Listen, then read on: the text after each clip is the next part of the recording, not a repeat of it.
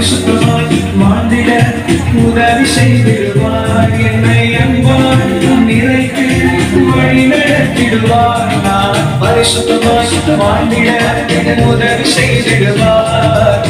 ஆவியானவர் இந்த நல்ல ஆவியானவர்